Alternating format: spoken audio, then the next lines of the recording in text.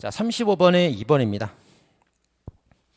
자, 구성 요건은 원칙적으로 몰가치적인 것이지만 예외적으로 가치 판단이 포함될 수밖에 없는 것을 규범적 요소라고 하는데 뭐 타인성, 음란성, 명예 등이 있다. 자, 맞는 지문입니다. 자, 몰가치라는 건 이제 가치가 배제된 가치 중립적이라는 뜻이에요. 가치가 배제된 표현. 팩트를 말하는 겁니다. 넌 사람이야. 넌 남자야. 넌 여자야. 가치를 배제한 팩트를 말하는 거죠.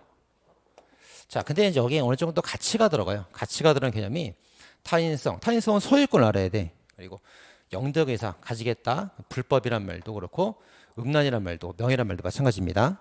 그래서 가치를 배제한 표현은 애들도 다 아는 거예요. 제 사람인지 동물인지. 근데 가치가 들어가 버리면 애들은 모르죠. 어른만 압니다. 애들은 자기 거 남의 거 구별을 못해요.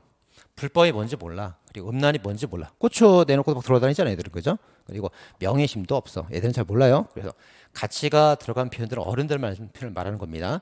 이런 게 규범적 구성요건 그래요. 자, 가치를 배제한 표현을 우리가 사실적 구성요건이라는 표현을 씁니다. 이렇게 두 개 구별합니다. 자, 맞는 지문이고요.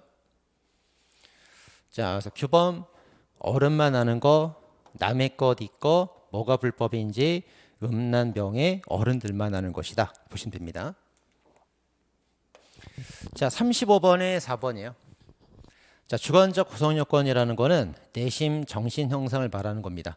고의 과실 이런 것을 일반적 주관적 구성요건이라고 한다. X죠. 자, 일반적으로 범죄가 되려면 고의 과실이 필요해요. 둘 중 하나 필요합니다. 일반적 요건이죠. 자, 근데 이제 여기서 이 목적, 경향, 뭐 불법 영등에서 이런 것들은 특별한 죄에만 필요하죠. 이걸 뭐라 그래요? 초과 주관적 구성 요건 또는 특수한 주관적 구성 요건 이런 말을 쓰죠. 자, 목적은 목적범위만 필요하고 그다음에 불법 영등에서는 재산죄만 필요합니다. 그래서 일반적인 거 고의과실, 특수한 거 목적 불법 영등에서 이런 게 있는 겁니다. 자, 그래서 같이 싸잡아서 일반적 그래서 틀린 거예요. 자, 38번에 2번입니다. 양벌 규정에 따라서 이제 법인이 처벌될 때 공모한 수인의 사용인 가운데 A, B 법인 사용인은 직접 실행했고 C 법인은 A, B는 실행이 분담하지 않았고 C 법인 사용인만 실행을 한 거예요. 자, 그럴 때 공동전범 돼야 안 돼요? 되죠. 공모를 다 했기 때문에 실행을 직접 했건 아니건 관계없이 실행하지 않은 사람도 뭐가 됩니까? 공모, 공동전범 될 수 있는 거예요. 자, 된답니다. 자, 다음 문제는 이제 39번에 2번입니다. 자, 지방자치단체는 양벌구정 지원 대상인 법인에 해당되지 않으므로 맞아요, 틀려요? 틀렸죠? 지자체도 양벌구정 고용주 법인에 해당된다는 게 판례 입장이죠. 자, 다음 39번에 2번입니다. 42번에 3번. 자, 부진정 부자의 범은 고의 과실 규정 다 된다. 맞죠? 과실에 의한 부작위도 망각범 예가 있죠. 엄마가 애한테 깜빡 잊고 젖을 주지 않았던 경우 과실 부작위 가능합니다. 자, 42번에 4번. 자, 부진정 부자의 범 요건 행위중 돈가치성을 요구하는 것은 형사처벌을 확정하는 기능을 가지고 있다. 확장이에요? 축소예요? 확장 틀렸죠? 네, 축소 기능을 가지고 있습니다. 축소 기능. 자, 보세요. 자, 부진정 부자의 범 요건이 의무, 가능성, 부작위, 돈가치성 이렇게 이제 4개가 있는데 하나, 둘, 셋, 4개를 갖춘 사람이 있고 하나, 둘, 3개만 갖추고 없는 사람이 있단 말이에요. 네. 자, 근데 만약에 이 돈가치성이 요건이 아니라고 한다면 요 3개만 갖추면은 돈가치성을 갖췄건 말았건 항상 죄가 될 거 아닙니까? 그러니까 처벌이 확대될 거란 말이에요. 근데 돈가치성이 요건이다 이렇게 하게 되면은 이걸 갖춘 사람만 죄가 된단 말이에요. 그래서 얘는 죄가 안 되고 얘만 죄가 됩니다. 보세요. 처벌되는 범위가 2개의 경우에서 하나로 줄었잖아요. 그러니까 요건으로 잡으면 처벌이 축소되는 거예요. 이게 있는 사람만 처벌됩니다. 확정 틀렸습니다. 자, 46번에 니은번. 자, 국가개발연구원 책임자 갑이 처음부터 학생 연구비를 지급할 의사 없이 관리하면서 사실상 처분권을 가질 의도하에 연구비를 신청을 해서 지급받았습니다. 자, 학생한테 줬을까요? 자기가 먹었을까요? 사기죄가 돼요, 안 돼요? 되죠. 지급할 수가 없다는 게 기망의 고의죠. 사기죄가 된다 해야 됩니다. 자, 46번의 디귿입니다. 자, 위치 추적 전자발찌를 부착한 사람이 그걸 분실했어요. 3일 지났습니다. 그럼 신고를 해야 되는데 신고도 안 하고 막 돌아다니고 있습니다. 자, 상당한 기간이 지나는 동안 추적 장치가 없는 상태로서 가만히 방치했단 말이에요. 자, 부작위로 제가 돼요, 안 돼요? 되죠. 제가 된다 해야 됩니다. 틀렸죠. 자, 46번의 미음번입니다. 좀 복잡해요. 자, 대출자금 빌딩 경납받았는데 분양이 저조하여 자금 실패, 조대 실패한 갑과을은 중도금을 제외한 계약금 잔금의 지급을 유예하고 1년 위탁기간 후 재매입하기로 하는 등의 비정상적 이면 약정, 자기들만의 어떤 몰래 약정을 한 거예요.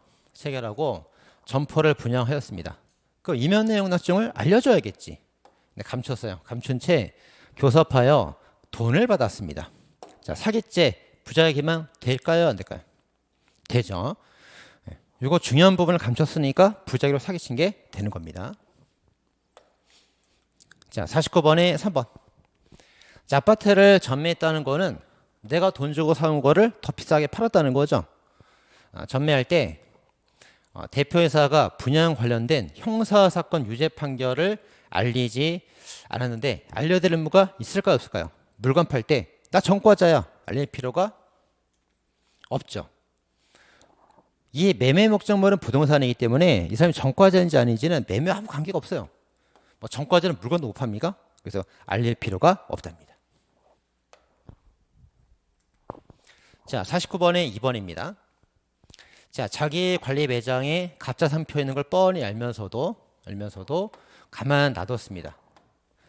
자, 그러면 이제 적극적으로 했던 자기와 가만히 방치한 부자기가 똑같이 나쁘다고 볼 수 있을까요? 동가치성 똑같이 나빠요. 얘는 안 나빠요. 똑같이 나쁜 놈이죠. 그래서 이건 부자의범 성립을 하게 됩니다. 이게 동가치성입니다. 다음 57번의 기억번입니다. 자, 과실의 독립행위가 경합하여 자, 독립 공모가 없다는 거고요. 행위가 있다는 거죠. 자, 공모 없는 행위가 경합을 했어요. 그래서 원인 관계가 판명이 안 되고 있대요. 그럼 19조로 가야 되죠. 미수가 되는 겁니다.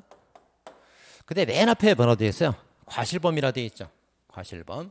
그래서 과실범이 19조 미수로 가게 되면은 처벌이 될까요, 안 될까요? 당연히 안 되죠.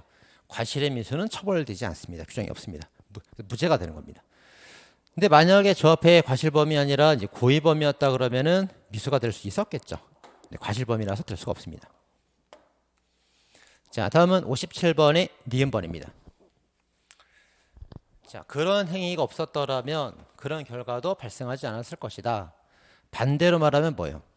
네가 그런 행위를 했으니까 결과가 나왔다는 거 아닙니까? 그죠?